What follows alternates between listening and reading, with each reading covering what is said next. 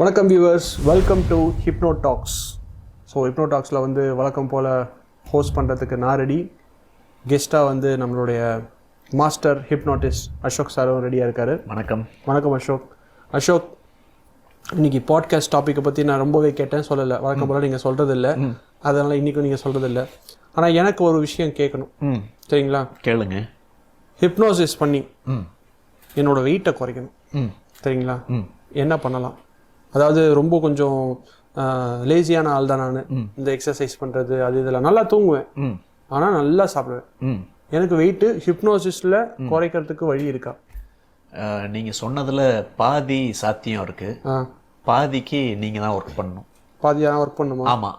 நீங்கள் வெயிட்டை குறைக்கணும் அப்படின்னா அதுக்கான ஒர்க் அவுட்ஸ், ஃபிசிக்கல் ஒர்க் அவுட்ஸுங்கிறது நீங்கள் பண்ணணும். ஓகே.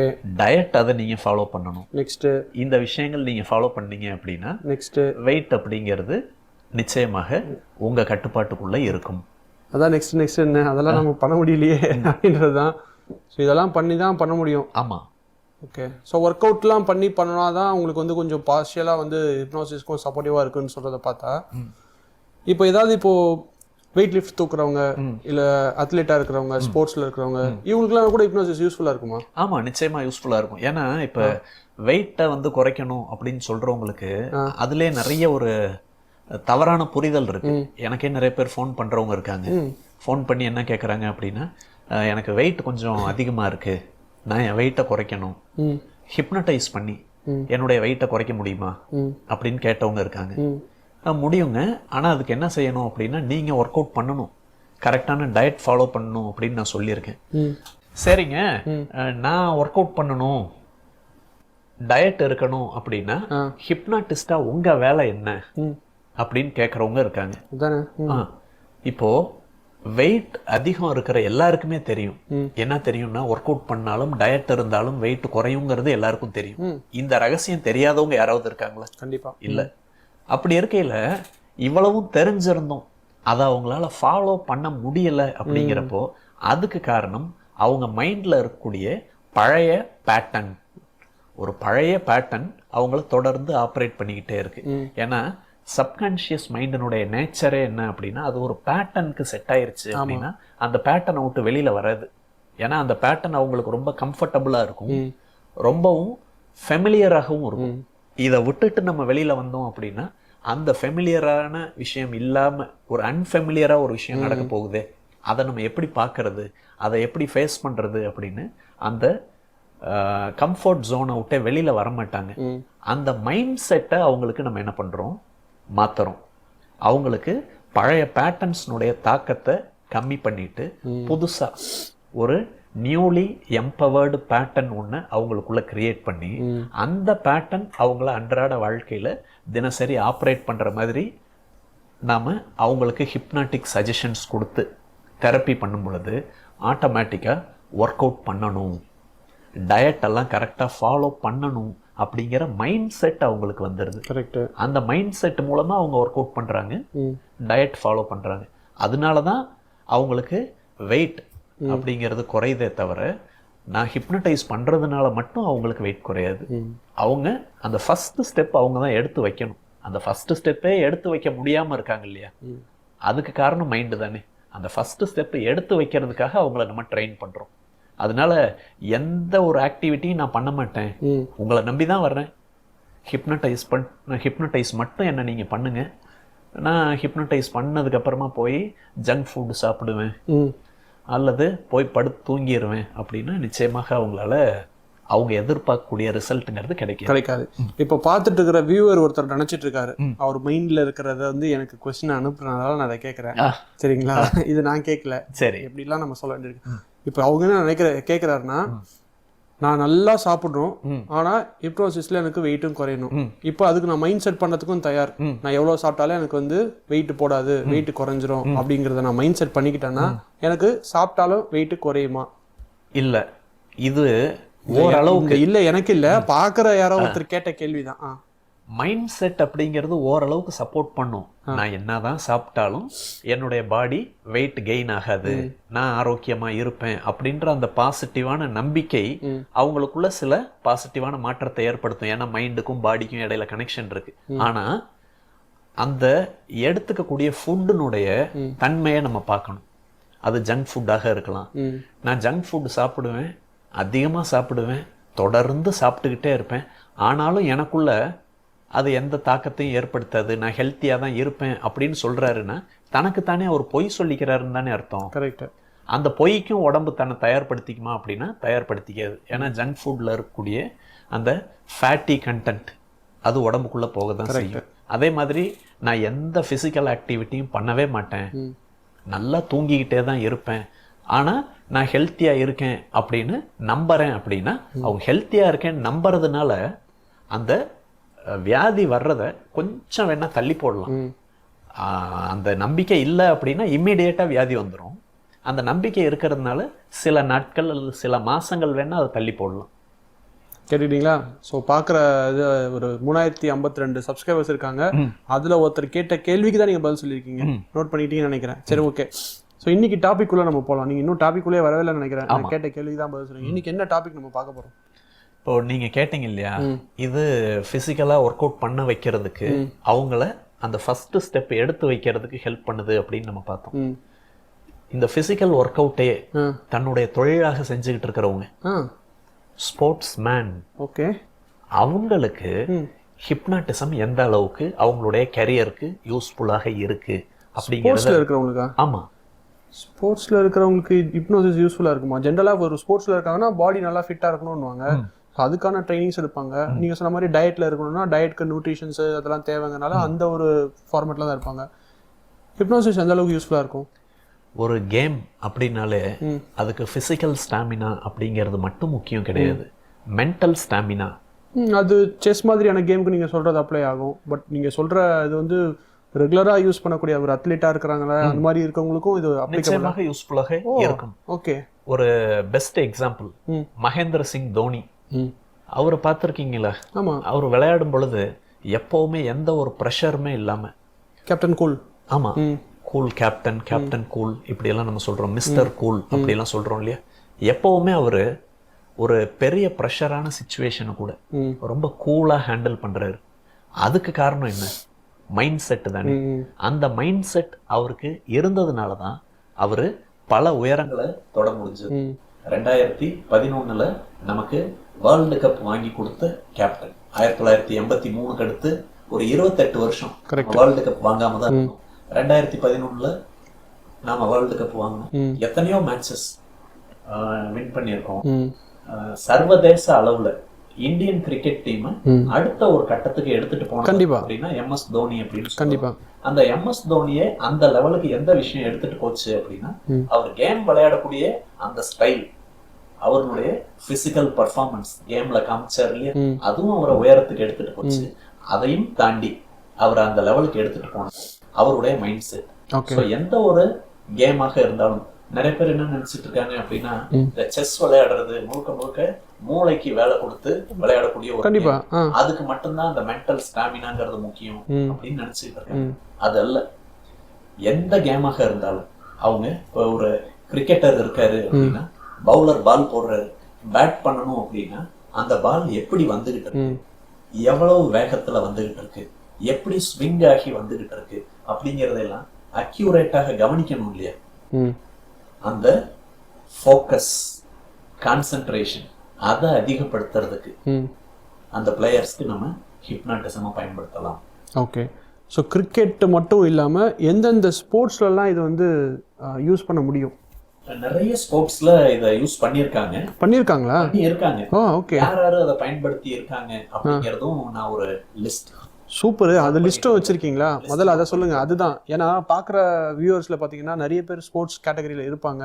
ஸோ அவங்களும் வந்து ஃபிசிக்கல் ஃபிட்னஸாக இருக்கட்டும் இந்த மாதிரி ஸ்போர்ட்ஸில் இருந்தாங்கன்னா ப்ராபப்ளி அவங்களுக்கு இது கூட ஒரு ஹெல்ப்ஃபுல்லான ஒரு விஷயமா இருக்கும். நிச்சயமாக. நான் அது லிஸ்ட் நோட் பண்ணிட்டு வந்திருக்கேன்.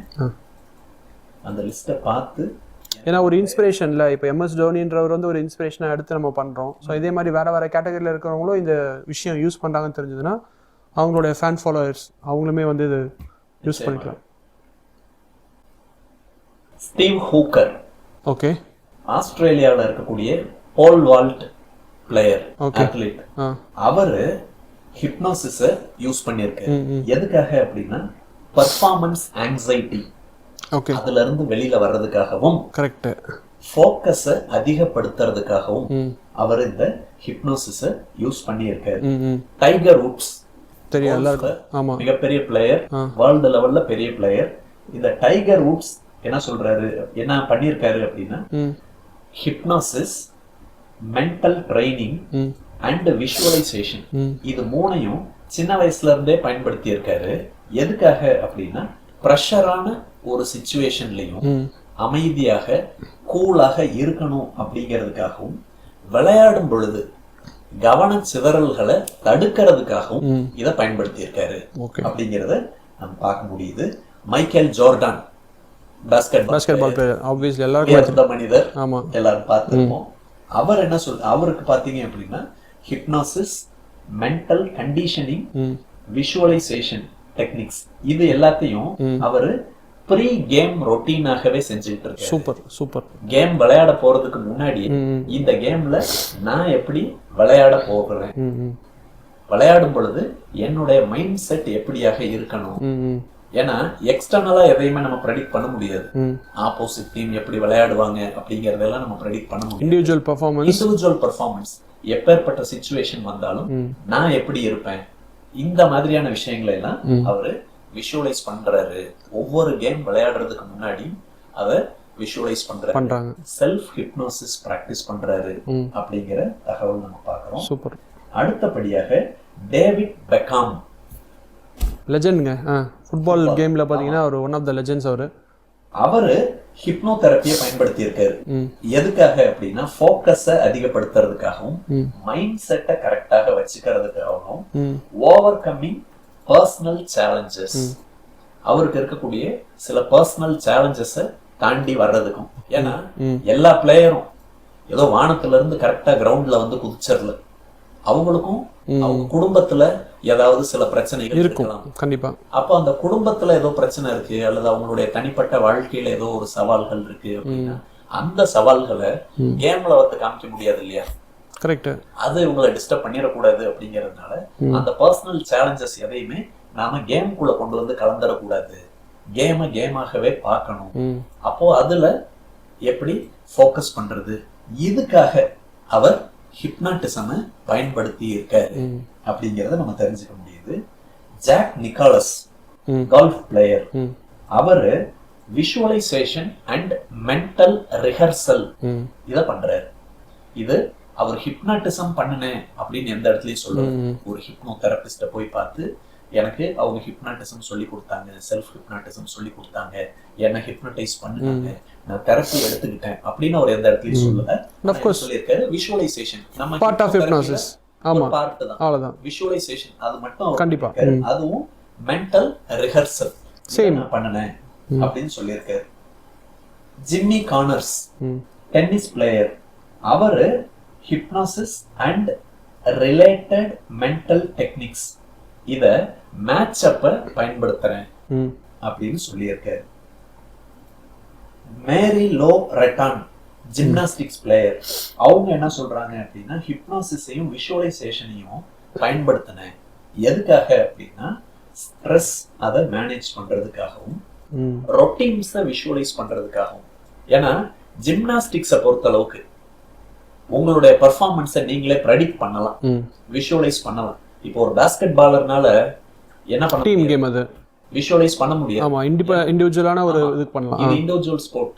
கரெக்ட். பாஸ்கெட் பாலை பொறுத்த அளவுக்கு என் கையில பால் கிடைக்கும், பால் கிடைக்கிற பாலை நான் மேல கரெக்டா பாக்கெட் பண்றேன் அப்படின்னு விஷுவலைஸ் பண்றாங்க அப்படின்னா, கரெக்டா இவங்க கையில பால் கிடைக்காம அத ஆப்பனன்ட் டீம் பிளேயர் அவர் தட்டி தட்டி கொண்டு போயிட்டு இருக்காருன்னா, இவங்க விஷுவலைஸ் பண்ண விஷயம் நடக்காம இருக்கலாம். ஏன்னா விஷுவலைசேஷன் அப்படிங்கிறது நம்முடைய கண்ட்ரோல்ல என்னென்ன இருக்கோ அதை மட்டும்தான் நம்ம விஷுவலைஸ் பண்ணணும். எக்ஸ்டர்னல் கண்ட்ரோல்ல இருக்கக்கூடிய விஷயங்களை நாம விஷுவலைஸ் பண்றது அப்படிங்கிறது தேவையில்லாத விஷயம். போன வருஷம் நான் உங்களுக்கு சொன்னேன், அது ஞாபகம் இருக்கும். ஒரு பாக்ஸர் என்கிட்ட வந்தார் இல்லையா, வரும்பொழுதே கடுமையான டிப்ரெஷன்ல வந்தார். என்ன அப்படின்னு கேட்கும் பொழுது, நான் ஒரு மேட்ச் விளையாடினேன், அந்த மேட்ச் விளையாடுறதுக்கு முன்னாடி நான் சில விஷுவலைசேஷன் டெக்னிக்ஸ் எல்லாம் ஃபாலோ பண்ணேன். பாக்ஸிங் உள்ள அந்த பாக்ஸிங் ரிங்குக்குள்ள இறங்கின உடனே நாலா பக்கமும் இருக்கக்கூடிய ஆடியன்ஸை பார்த்து இப்படி கையை உயர்த்தி நான் காட்டுறேன். ஆடியன்ஸ் எல்லாரும் என்ன ஆரவாரப்படுத்துறாங்க, என்ன நல்லா என்கரேஜ் பண்றாங்க, என்ன ரொம்ப நல்லா மோட்டிவேட் பண்றாங்க, கிளாப் பண்றாங்க.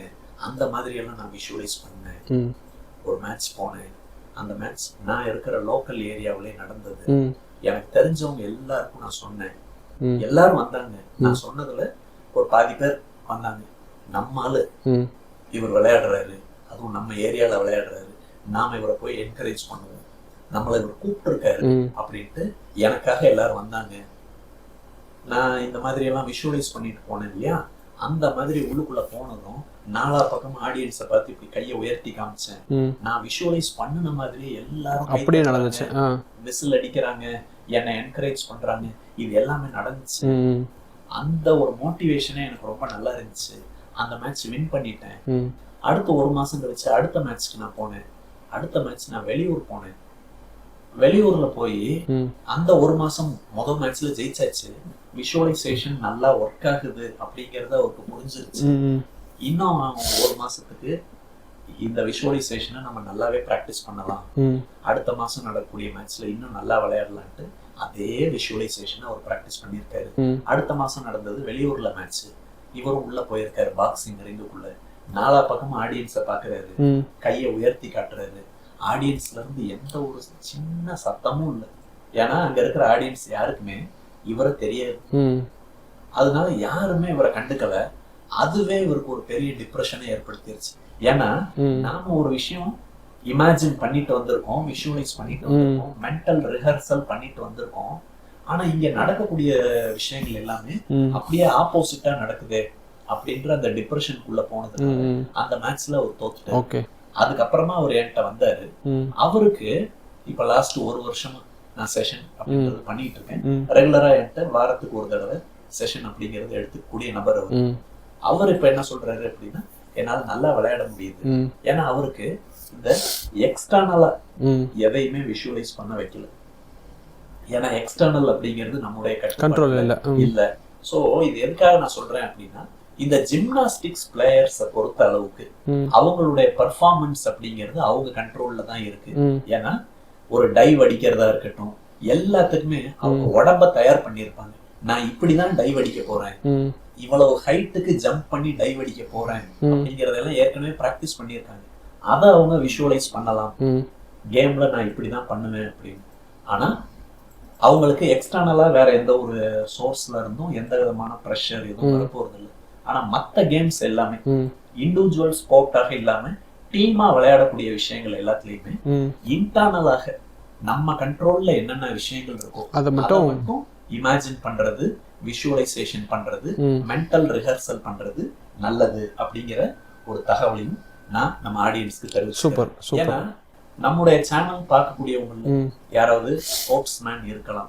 அப்ப அவங்க எல்லாம் விஷுவலைசேஷன் அப்படிங்கறத நிறைய பேர் பிராக்டிஸ் பண்ணிட்டு இருப்பாங்க. கண்டிப்பா விஷுவலைசேஷனை இந்த மாதிரி பண்ணுங்க, எதெல்லாம் உங்க கண்ட்ரோலை மீறின விஷயமும் அதை பத்தி எதுவும் விஷுவலைஸ் பண்ண வேண்டாம். அது எக்ஸ்டர்னல் ஃபேக்டர்ஸை விட்டுருங்க. ஏன்னா எக்ஸ்டர்னல் ஃபேக்டர்ஸ்க்கு நீங்க ஒரு மாதிரி ஒரு விஷுவலைசேஷன் பண்ணிட்டு போய் அந்த மாதிரி அந்த எக்ஸ்டர்னல் சிச்சுவேஷன் உங்களுக்கு அமையல அப்படின்னா அது உங்களுக்கு ஒரு ஏமாற்றத்தையும் ஒரு டிப்ரெஷனையுமே கூட ஏற்படுத்தலாம். இன்னும் சில பிளேயர்ஸும் நம்ம பார்க்கலாம். ஓகே, ஸோ இப்போ நீங்கள் இப்போ சொன்னது எல்லாமே பார்த்தீங்கன்னா நம்ம வந்து வெளிநாட்டில் இருக்கக்கூடிய சில பிளேயர்ஸ் எல்லாமே நீங்கள் சொன்னீங்க. இந்தியாவில் இந்த மாதிரி யாராவது இருக்காங்களா? ஏன்னா பார்க்குறவங்க இருக்காங்களா? அதில் ஒரு ஃபியூ நேம்ஸ் சொல்லுங்க பார்க்கலாம். நம்முடைய சென்னையில் ஆந்தனி அமல்ராஜ். ஓகே, அவருமா? Table tennis player. ஆமாம். நம்ம மாஸ்டர் ஹிப்னோதெரபிஸ்ட். நம்ம ரொம்ப ஒரு ஹை ரிகார்ட்ஸ்ல வச்சிருக்கக்கூடிய டிகே வடிவேல் பிள்ளை சார். காட்ஃபாதர் நமக்கு காட்ஃபாதர். ஏன்னா நம்ம ரெண்டு பேருமே கரியரை ஆரம்பிச்சது அவரை பார்த்து ஒரு இன்ஸ்பிரேஷன். கரெக்ட். நம்ம கரியரை ஸ்டார்ட் பண்ணோம். கண்டிப்பா. சோ வடிவேல் பிள்ளை சார் மிஸ்டர் ஆண்டனி அமல்ராஜ்க்கு ட்ரெயின் பண்ணிருக்காங்க, கொடுத்துட்டு இருக்காங்க. ஓகே. டேபிள் டென்னிஸ்ல ஆண்டனி அமல்ராஜ் நிறைய அச்சீவ்மெண்ட்ஸ் எல்லாம் பண்ணிருக்காரு. நிறைய நியூஸ் பேப்பர்ல அவரை பத்தி ஆர்டிகிள்ஸ் எல்லாமே வந்திருக்கு. இது எல்லாத்துக்குமே காரணம் மென்டல் ஸ்டாமினா. அந்த மென்டல் ஸ்டாமினாவை இம்ப்ரூவ் பண்றதுக்கு எனக்கு ஹிப்னாட்டிசம் யூஸ்ஃபுல்லா இருந்தது. என்னுடைய ஹிப்னாட்டிஸ்ட் அண்ட் என்னுடைய மைண்ட் செட் கோச்சாக மிஸ்டர் டிகே வடிவேல் பிள்ளை எனக்காக சப்போர்ட் பண்ணாரு அப்படின்னு வடிவேல் சார் அவர் பல இடங்கள்ல சொல்லியிருக்காரு. இன்னொரு பெஸ்ட் எக்ஸாம்பிள் MS தோனி. அவர் எந்த ஒரு ஹிப்னோ தெரபிஸ்ட் கிட்ட போகல அப்படின்னா நேச்சுரலாகவே தன்னுடைய மைண்ட் செட்டை காம் அண்ட் கம்போஸ்டாக வச்சுக்கணும். ஏன்னா தோனிக்கு தெரியும் ஒரு ரொம்ப பிரஷர் இருக்கக்கூடிய ஒரு சிச்சுவேஷன், இந்த பிரஷர் இருக்கக்கூடிய சிச்சுவேஷன்ல பதட்டப்படணும் அப்படின்னு நமக்கு வழக்கம் கற்பிக்கப்பட்ட ஒரு விஷயம். அது வந்து ஒரு லேர்ன்டு பிஹேவியர். ஆனா MS தோனிக்கு எப்பயோ ஒரு புரிதல் இயற்கையிலே வந்திருக்கு, அது அவரே லேர்ன் பண்ணிக்கிட்டாரான்னு தெரியல. பிரஷர் இருக்கக்கூடிய டைம்ல நாம பதட்டப்பட்டோம் அப்படின்னா நிச்சயமா தோத்துருவோம். கரெக்ட். காமன் கம்போஸ்டா இருப்பாரு. ஆமா, காம் அண்ட் கம்போஸ்டா இருப்பாரு. நிச்சயமாக நம்ம தோத்துருவோம் எப்ப பதட்டமாக இருந்தா அப்படின்றத அவர் புரிஞ்சுக்கிட்டாரு. இப்போ ஒரு சிலர் கேட்கலாம், அப்ப தோனி வந்து காம் அண்ட் கம்போஸ்டா ரொம்ப அமைதியா இருந்த மேட்ச்ல எல்லாம் ஜெயிச்சிட்டாரா அப்படின்னு கூட கேட்பாங்க. கண்டிப்பா. ஆனா அமைதியாக இருந்தால், பதட்டமே இல்லாம நிதானமாக இருந்தால் ஒருத்தர் ஜெயிப்பாரா தோப்பாராங்கிறது நமக்கு தெரியாது. ஏன்னா அதுக்கு நிறைய எக்ஸ்டர்னல் ஃபேக்டர்ஸும் காரணமாக இருக்கு. ஆனா பதட்டப்பட்டால் நிச்சயமா ஜெயிக்க முடியாதுங்கறத உறுதியா சொல்லுங்க. அந்த பதட்டம் இல்லாம நிதானமாக இருக்கிறதுக்கு மைண்ட் செட் ட்ரைனிங், ஹிப்னாட்டிசம் இது எல்லாமே நிச்சயமாக யூஸ்ஃபுல்லாக இருக்கும். ஓகே அசோக், இப்போ என்னோட கேள்வி என்ன அப்படின்னா, இப்போ நீங்கள் நிறைய பிளேயர்ஸ்லாம் சொன்னீங்க, ஃபாரின் பிளேயர்ஸ், இந்தியன் பிளேயர்ஸ் இதெல்லாம் சொல்லியிருக்கீங்க, நிறைய ஸ்போர்ட்ஸ் பற்றிலாம் சொல்லியிருக்கீங்க. அண்ட் எனக்கு தெரிஞ்சு நீங்களே ஒரு சில ஸ்போர்ட்ஸ் கேட்டகரியில் இருக்கக்கூடியவங்களுக்கு வந்து ட்ரைனிங்ஸ் கொடுத்துட்ருக்கீங்க, லைக் ஹிப்னோ தெரப்பி மூலிமா கொடுத்துட்ருக்கீங்க. ஸோ எந்தெந்த கேட்டகரி ஆஃப் ஸ்போர்ட்ஸில் நீங்கள் ட்ரைனிங் கொடுத்துட்ருக்கீங்க? இப்போதைக்கு நான் ஒரு 3 கேட்டகரிக்கு மட்டும்தான் ட்ரெயின் பண்ணியிருக்கேன். ஓகே. கிரிக்கெட், பாக்ஸிங், பாஸ்கெட்பால், இந்த ஏரியாவில் இருக்கக்கூடியவங்களுக்கு நான் இப்போ ட்ரெயின் பண்ணியிருக்கேன். ஆனா இந்த 3 ஏரியாவுக்கு மட்டும்தான் இது யூஸ் ஆகும் அப்படின்றது கிடையாது. கரெக்ட். எந்த ஸ்போர்ட்ஸாக இருந்தாலும் அவங்களுக்கு மென்டல் ஸ்டாமினா அப்படிங்கிறது முக்கியம். அந்த மென்டல் ஸ்டாமினாவை இம்ப்ரூவ் பண்றதுக்கு நிச்சயமாக அவங்களுக்கு ஹிப்னாட்டிசம் அப்படிங்கிறது பயன்படும். இப்ப நம்ம கிட்ட ஒருத்தர் வர்றாரு அப்படின்னா அவங்க கிட்ட நம்ம ஒரு 2 ஆப்ஷன் அப்படின்றது கொடுப்போம். ஃபர்ஸ்ட் ஆப்ஷன், ஒரு சர்டன் பீரியட் ஆஃப் டைம் நீங்க எங்க கூட டிராவல் பண்ணுங்க, உங்களுக்கு 10 நாளைக்கு ஒரு தடவை ஹிப்னோ தெரப்பி செஷன் இருக்கும். அதுல உங்களுடைய மைண்ட் செட்டை கொஞ்சம் ஸ்ட்ரென்தன் பண்றதுக்கு உண்டான சஜஷன்ஸ், அது தெரப்பியில ஹிப்னாட்டிக் சஜஷன்ஸ் உங்களுக்கு தருவோம். உங்களுடைய மைண்ட் செட்ல கொஞ்சம் கொஞ்சமா மாற்றத்தை ஏற்படுத்துவோம். தென் டே டு டே லைஃப்ல, ஏன்னா 10 நாளைக்கு ஒரு தடவை தான் தெரப்பி செஷன் இருக்கு, டே டு டே லைஃப்ல அவங்க செய்ய வேண்டிய சில மென்டல் ஆக்டிவிட்டிஸ் அதை அவங்களுக்கு ஏற்ற மாதிரி ப்ரிப்பேர் பண்ணி கொடுப்போம். அதை அவங்க செய்யணும். அப்போ அவங்க ஒரு குறிப்பிட்ட நாட்கள் நம்ம கூட டிராவல் பண்ணும்போது அவங்களுக்கு ஒரு மைண்ட் செட் அப்படின்றது கிடைச்சிடும். அந்த மைண்ட் செட்டை அவங்க அதுக்கு ரீடைன் பண்ணிக்க வேண்டியது, அதை கரெக்டா மெயின்டைன் பண்ணிக்க வேண்டியது அவங்களுடைய பொறுப்பு. ஸோ இதுக்கு இடையில அவங்க இப்போ நீங்கள் சொன்ன மாதிரி ஒரு பீரியட் ஆஃப் டைம் அவங்க எடுக்கிறாங்க ட்ரைனிங்கு, அதுக்கப்புறம் அவங்களே பார்த்துக்கிறாங்க.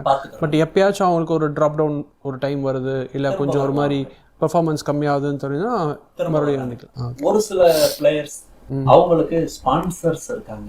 அப்படி ஸ்பான்சர்ஸ் இருக்கக்கூடிய பிளேயர்ஸ் வருஷம் ஃபுல்லாவே கரெக்ட் செஷன் எடுப்பாங்க. ஏன்னா அவங்களுக்கு நிறைய ஸ்பான்சர்ஸ், வெளியில இருந்து ஸ்பான்சர்ஸ் வரனால அவங்க ஸ்பான்சர்ஸ் இருக்காங்க. ஆமா, ஏன்னா இவங்க கார்ப்பரேட்ல ஏதாவது ஒரு கார்ப்பரேட் கிட்ட போய் கேக்குறாங்க, எங்களுக்கு நீங்க ஸ்பான்சர் பண்ணுங்க அப்படின்னு. ஸ்பான்சர் பண்ணும்போது அந்த கார்ப்பரேட்ஸ் இவங்களுடைய ஃபிட்னஸ் கோச்சுக்கு, இப்போ அப்படி ஒரு டீம் கூட நீங்க எடுத்தீங்கல்ல, ஓகே, ஃபிட்னஸ் கோச், எனக்கு இவர் ஃபிட்னஸ் கோச்சாக இருக்காரு, இவர் மைண்ட் செட் கோச்சாக இருக்காரு, நான் வெளியில போகிறதுக்கு, ஒரு மேட்ச்ல போய் விளையாடுறதுக்கு, போயிட்டு வர்றதுக்கு உண்டான சார்ஜஸ், ஃபுட், அகாமடேஷன் அதெல்லாம் நீங்க எங்களுக்கு பண்ணி கொடுத்துருங்க. அதுக்கு பதிலாக நான் உங்களுக்காக என்ன பண்றேன் அப்படின்னா, மேட்ச் விளையாடும் பொழுது உங்க கம்பெனியுடைய லோகோவை என்னுடைய ஜெர்சியில போட்டு நான் விளையாடுறேன்.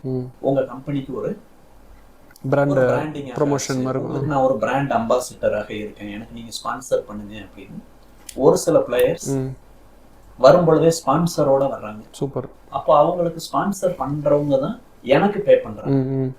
நான் அந்த பிளேயருக்கு செஷன் பண்ணினாலும் எனக்கு பே பண்றது அந்த ஸ்பான்சர்ஸ் பண்ணிடுறாங்க. அப்போ அந்த மாதிரி பிளேயர்ஸ் வருஷம் ஃபுல்லாவே டிராவல் பண்ணக்கூடிய பிளேயர்ஸ் இருக்காங்க. ஸோ அவங்களுடைய ரெக்குயர்மெண்ட் என்ன இருக்கு அப்படிங்கிறத பார்த்து அதுக்கேற்ற மாதிரி நம்ம செஷன்ஸ் அப்படிங்கிறது பண்ணிட்டு இருக்கோம். இப்போ அகைன் வந்து பார்த்துட்டு இருக்கிற ஒரு வியூவரில் ஒருத்தருக்கு ஒரு கொஸ்டின் வருது. அந்த கொஸ்டின் தான் நான் கேட்குறேன், என்னோட பர்சனல் கொஸ்டின் இல்லை. ஸோ என்ன அவருக்கு கேட்கணும்னு நினைக்கிறாருன்னா, இப்போ பாக்ஸிங் ட்ரைனிங் நீங்கள் வந்து ஹிப்னோசிஸ் கொடுக்கலாம் அப்படின்னு நீங்கள் சொல்லியிருக்கீங்க. இப்போ ஃபார் எக்ஸாம்பிள் 2 பாக்ஸர் இருக்காங்க, 2 பேருக்குமே 2 ஹிப்னாட்டிஸ்ட் வந்து ட்ரைனிங் கொடுத்துருக்காங்க. இதில் எப்படியும் யாராவது ஒருத்தர் தோத்துருவாங்க, சரிங்களா? தோத்த பாக்ஸர் வந்து அவரோட ஹிப்னாட்டிஸ்டோட நிலைமை என்ன ஆகும் அப்படிங்கிறது தான் அவருடைய கேள்வி. இது என்ன சொல்றீங்க? ஹிப்னடைஸ் பண்ணா ஒருத்தர் ஜெயிச்சிருவார் அப்படின்னு நம்ம சொல்லல. அந்த ஜெயிக்கணும் அப்படின்னா அதுக்கு என்னென்ன விஷயங்கள்லாம் தேவை? இல்ல பொதுவாகவே ஒரு கேம்ல யாராவது ஒருத்தர் தோத்துருவாங்கல்ல. நாங்க என்னன்னா தோத்ததுக்கு அப்புறம் அந்த ஹிப்னாட்டிஸ்டோட நிலைமை என்ன ஆகும்? எந்த நிலைமையும் ஏற்படாது, ஆகாதுல்ல. கேம்ல யாரோ ஒருத்தர் ஜெயிக்க போறாங்க, யாரோ ஒருத்தர் தோக்க போறாங்க. அந்த கேம்ல ஜெயிக்கிறதுக்கு நிறைய காரணங்கள் இருக்கு. அதுல ஒரு காரணம் மைண்ட் செட். அந்த மைண்ட் செட்டை இம்ப்ரூவ் பண்றதுக்கு ஹிப்னாட்டிஸ்ட் ஹெல்ப் பண்றாரு. நீங்க சொன்ன மாதிரி 2 பாக்ஸர்ஸ் 2 பேருமே 2 ஹிப்னாட்டிஸ்ட் கிட்ட ட்ரெயின் ஆயிட்டு வர்றாங்க. அப்போ 2 பேருக்குமே மைண்ட் செட் அப்படிங்கிறது ஈக்குவலாக இருக்கு அப்படின்னே வச்சுக்கலாம். அப்போ மைண்ட் செட் 2 பேருக்கு ஈக்குவலா இருக்கு. ஒருத்தர்கிட்ட டெக்னிக்ஸ் கொஞ்சம் நிறைய இருக்கு. எந்த நேரத்துல எந்த டெக்னிக்கை கரெக்டா பயன்படுத்தணும் அப்படிங்கிற அந்த ஒரு பிரசன்ஸ் ஆஃப் மைண்ட் அதிகமாக இருக்கு. இந்த மாதிரி இருக்குன்னா அவர் ஜெயிச்சிருப்பாரு. அப்போ அவங்கள மேட்ச்ல ஜெயிக்க வைக்கிறதுக்கு நிறைய காரணங்கள் இருக்கு. அதுல ஒண்ணு மைண்ட் செட். அந்த மைண்ட் செட்டை இம்ப்ரூவ் பண்ணிக்கிறதுக்கு அவங்க நம்ம கிட்ட செஷன் அட்டெண்ட் பண்ணிக்கலாம். சோ அப்ப எந்த வகையிலுமே ஹிப்னாட்டிஸ்டுக்கு பாதிப்பு இல்ல. ஆமா அப்பா ஓகே, இப்ப கிளாரிட்டி கிடைச்சிருச்சு. பார்த்தா நானும் பாக்ஸருக்கு ட்ரெயின் பண்ணிட்டு இருக்கேன். நான் ட்ரெயின் பண்ண ஆரம்பிச்சதுக்கு அப்புறம் அதுதான் கேக்குறேன், சில மேட்ச்ல தோத்துருக்காரு. அதான் அந்த பாக்ஸருக்கு எதிரில் இருக்கக்கூடிய பாக்ஸர் ஒருவேளை நான் ட்ரைனிங் கொடுத்தேன்னா என் நிலைமை என்ன ஆகும் அப்படின்ற ஒரு மைண்ட் செட்ல இருந்தேன். இப்ப அந்த பாக்ஸர் என்கிட்ட ட்ரைனிங் வந்து 1 இயர் ஆகுது. 1 இயரா என்கிட்ட ட்ரெயின் ஆகிட்டு இருக்காரு. இந்த 1 இயர்ல சில மேட்ச் அவர் தோத்துருக்காரு. தோத்துட்டு வந்தாலும் அவருடைய மைண்ட் செட் எப்படி இருக்கு அப்படின்னா, நான் என்னால எந்த அளவுக்கு நல்லா விளையாட முடியுமோ அதை நான் சிறப்பா விளையாடுனேன். விளையாடினப்பையும் நல்லா விளையாடினப்பையும் வேற சில எக்ஸ்டர்னல் ஃபேக்டர்ஸ் காரணமாக வெற்றி வாய்ப்பு என்னை விட்டு நழுவி போயிடுச்சு. அடுத்து வரக்கூடிய மேட்ச்ல இன்னும் என்னால நல்லா ஃபோக்கஸ் பண்ணி விளையாட முடியும் அப்படின்ற மைண்ட் செட்டை நாம அவங்களுக்கு ஏற்படுத்தும். ஓகே, ஸோ பொதுவாக நம்மளுடைய பாட்காஸ்ட்ல நீங்க சொல்ற எல்லா விஷயத்துக்குமே பார்த்தீங்கன்னா அதுக்கு வந்து ஒரு சயின்டிஃபிக் ரிசர்ச்னு சொல்லி ஒரு டாக்குமெண்ட் நம்ம கொடுப்போம். இதெல்லாம் இது மாதிரி இருக்கு, இவங்கெல்லாம் பேக் பண்ணியிருக்காங்கன்னு சொல்லி தான் நம்ம ப்ரூவ் பண்ண வேண்டியிருக்கும். இது ஒரு ஆத்தென்டிசிட்டிக்காக நம்ம பண்றது. அஃப்கோர்ஸ் இது கண்டிப்பா வந்து இதுக்கும் ஏதாவது நீங்க வச்சிருப்பீங்கன்றத ஒரு இருக்கு, சயின்டிஃபிக் ரிசர்ச் இருக்கு. ஸோ என்ன அதை பத்தி கொஞ்சம் ஷேர் பண்ணுங்க. நான் நோட் பண்ணிட்டு வந்திருக்கேன். சூப்பர், கொடுங்க. நம்ம எதையுமே மிஸ் பண்ணிடுறோம். ஆமா, ஏன்னா நம்ம வந்து இது வந்து ஒரு நம்ம சொல்றோம் இது நடக்கும் பண்ணணும் அப்படின்றத தவிர்த்து இது ஆல்ரெடி இந்த விஷயத்த வந்து சயின்டிஃபிக் எவிடன்ஸ் இருக்குன்றத நம்ம காமிக்கும் போது மக்களுக்கு இது கரெக்டா போய் சேரும்ல. ஆமா, ஃபர்ஸ்ட் விஷயம் நம்ம பார்ப்போம். Systematic review by Adria Miro. Okay, அவர் பண்ண ஒரு research international review of sport and exercise psychology அப்படிங்கிற ஒரு மேகசின்ல பப்ளிஷ் ஆகியிருக்கு. இந்த வருஷம் தான் 2025ல பப்ளிஷ் ஆகியிருக்கு. இந்த ரிசர்ச் பேப்பர்ல அவரு ஆட்ரியா மிரோ என்ன பண்றாரு அப்படின்னா, analyse multiple studies on therapeutic hypnosis and sports performance. The review found that hypnosis can improve performance, aid recovery from injury and reduce psychological distress. Although most studies were small and methodological quantity was only rated as fair. இத பத்தி sports psychology பத்தி research அப்படிங்கிறது ரொம்ப கம்மியான அளவுல நடந்திருந்தாலுமே கூட, ஏன்னா மத்த ஸ்ட்ரெஸ்ஸை பத்தி, ஆங்ஸைட்டியை பத்தி, டிப்ரெஷன் பத்தி, இதை பத்தி எல்லாம் சைக்காலஜில ரிசர்ச் பண்ணக்கூடிய ரிசர்ச்சர்ஸ் நிறைய பேர் இருப்பாங்க. இதுல நிறைய ரிசர்ச் அப்படின்றது நடந்திருக்கும். ஆனா ஸ்போர்ட்ஸ் சைக்காலஜில கம்மியான ரிசர்ச் தான் நடந்திருக்கு. அந்த கம்மியான ரிசர்ச் நடந்திருக்கும் இல்லையா, அந்த ஒவ்வொரு ரிசர்ச் பேப்பரையும் எடுத்து அவர் பாக்குறாரு. கம்மியான நம்பர்ஸாக இருந்தாலும் அது எல்லாத்தையும் படிச்சு ஒரு கன்சாலிடேஷன் பண்ணி தான் இந்த ரிசர்ச் ரிப்போர்ட்டை அவர் வெளியிடுறாரு. அதுல என்ன சொல்றாங்க அப்படின்னா, ஹிப்னோசிஸ் என்னென்ன பண்ணுது அப்படின்னா பெர்ஃபார்மன்ஸை இம்ப்ரூவ் பண்றதுக்கு ஹெல்ப்ஃபுல்லா இருக்கு. இன்ஜூரி ஸ்போர்ட்ஸ் மேன்னா அவங்களுக்கு காயம் ஏற்படுறது அப்படிங்கிறது ரொம்ப சகஜம். அப்ப காயம் ஏற்பட்டாலுமே கூட அந்த காயத்தை மனசளவுல எடுத்துக்காம பெயின் மேனேஜ்மெண்ட்டுக்கு யூஸ்ஃபுல்லா இருக்கு.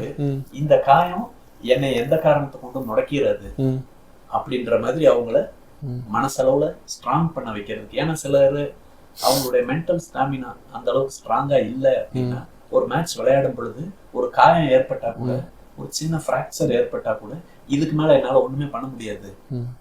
நீங்க சொல்றத பாத்தீங்கன்னா எனக்கு ஒரு மூவி ஞாபகம் வருதுங்க, இந்த கராத்தே கிட் சொல்லிட்டு. அதுல பாத்தீங்கன்னா அந்த கிட் ஒருத்தர் வந்து லாஸ்ட் இதுல வந்து பாத்தீங்கன்னா கால் வந்து அடிபட்டுரும். ஸோ அவரால் ப்ளே பண்ண முடியாது, ஒரே காலில் தான் விளையாடணும்.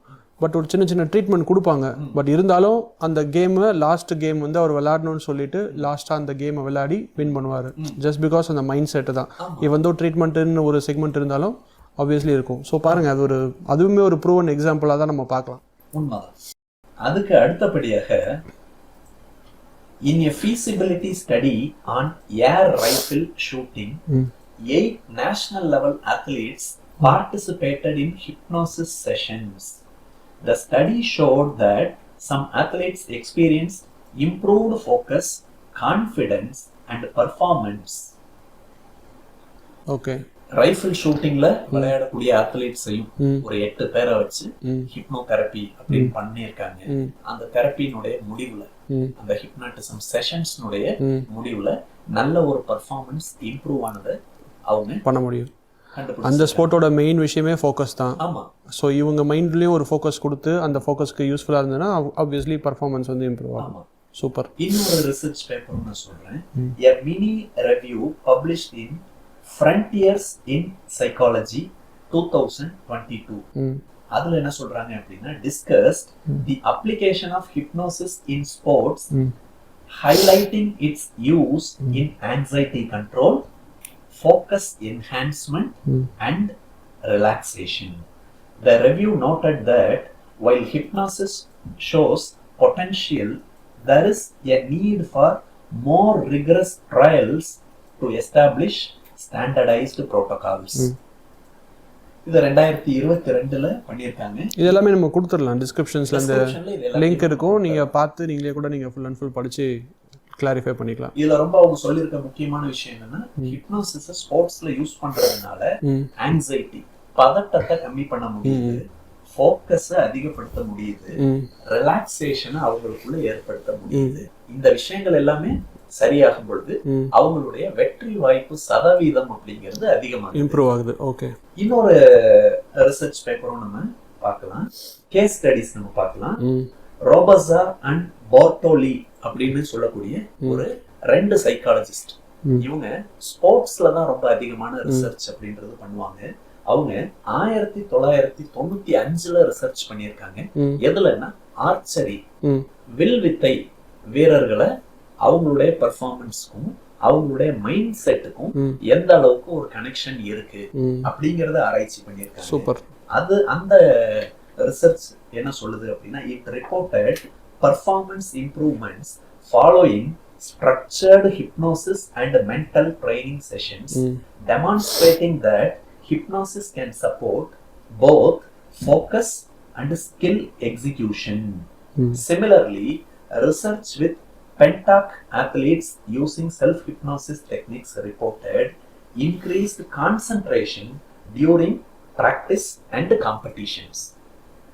பிராக்டிஸ் பண்ணும் பொழுதும் சரி, காம்படிஷன் போகும் பொழுதும் சரி, அவங்களுடைய கான்சென்ட்ரேஷன் அதிகமாகுது அப்படிங்கிறத சொல்றாங்க. ஹிப்னடைஸ் பண்ணும் பொழுது, ஹிப்னடைஸ் பண்ணிட்டு அதுக்கப்புறம் அவங்க மேட்ச்க்கு போகும் பொழுது, பிராக்டிஸ் போகும் பொழுது அவங்களுடைய கான்சென்ட்ரேஷன் அதிகமாகிறத பார்க்க முடியுது அப்படின்னு இந்த 2 சைக்காலஜிஸ்ட் சொல்றாங்க. யாரு? ரோபஸா அண்ட் போர்டோலி அப்படின்னு சொல்லக்கூடிய 2 பேர். அவங்க ஃபர்ஸ்ட் சொல்லியிருக்கக்கூடிய விஷயம் பாருங்க, ஹிப்னோசிஸ்ல என்னென்ன இம்ப்ரூவ்மெண்ட் ஏற்படுது, ஹிப்னோசிஸ்னால என்னென்ன இம்ப்ரூவ்மெண்ட் ஏற்படுது அப்படின்னா, demonstrating that hypnosis can support both focus and skill execution.